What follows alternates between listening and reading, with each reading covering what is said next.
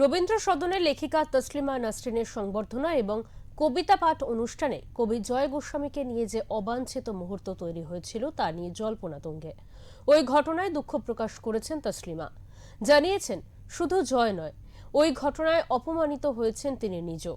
দু একদিনের মধ্যেই তিনি জয় গোস্বামীর বাড়ি গিয়ে দেখা করবেন বলেও জানিয়েছেন। জয় গোস্বামী এখানে আছেন, আপনি যদি একটু মঞ্চে আসুন, কিছু বলুন।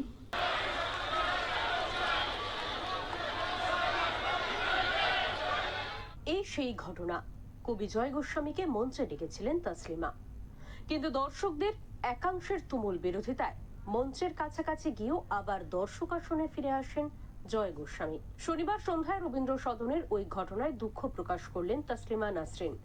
রবিবার সাংবাদিক বৈঠকে লেখিকা জানালেন, এতে শুধু কবিকেই অপমান করা হয়নি, তিনি নিজেও অপমানিত। কারণ জয়কে মঞ্চে ডেকেছিলেন তিনি নিজেই।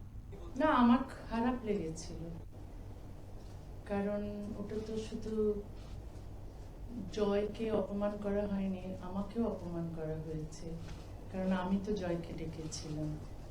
তো আর আমি আমার যে ভাষণ ছিল সেখানে তো আমি বাক স্বাধীনতার কথাই বলেছিলাম, যে আমাদের ভিন্ন মত থাকতে পারে, কিন্তু সবাইকে কথা বলতে দিতে হবে, কারো কথা বন্ধ করে দেওয়া ঠিক নয়।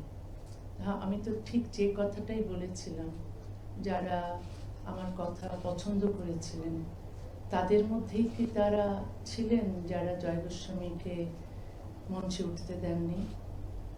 প্রায় 2 দশক পরে কলকাতায় ফিরে এমনই পরিস্থিতির মুখোমুখি হবেন তা নিশ্চয়ই কল্পনায় ছিল না তার। মঞ্চে তার অভিব্যক্তিতে তেমনটাই মনে হচ্ছিল, বেশ অসহায় লাগছিল। তাই কবির বাড়ি গিয়ে স্বাভাবিক হতে চান বলে জানিয়েছেন তসলিমা। কথা হয়নি, কিন্তু আমি কথা বলবো। এটা শুধু মানে আমি আজ বা কাল আমি যাব তার বাড়িতে কথা বলতে, এটাও ভেবেছি আমি।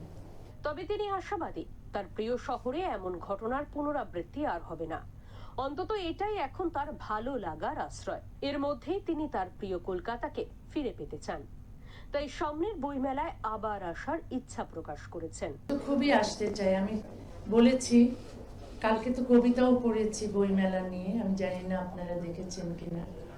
তো বইমেলায় অবশ্যই আসতে চাই।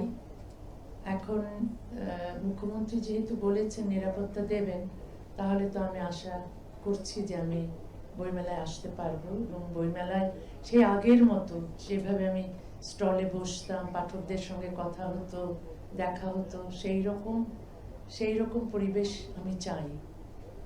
তো আমি নিশ্চয়ই বইমেলায় আসবো।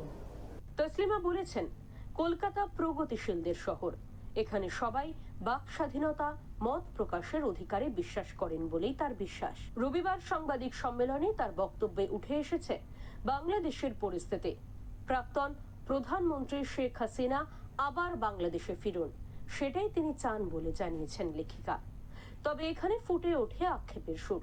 তিনি বললেন, ওরা ফিরতে পারেন, তসলিমা ফিরতে পারবে না বাংলাদেশে। ব্যুরো রিপোর্ট, ওঙ্কার বাংলা।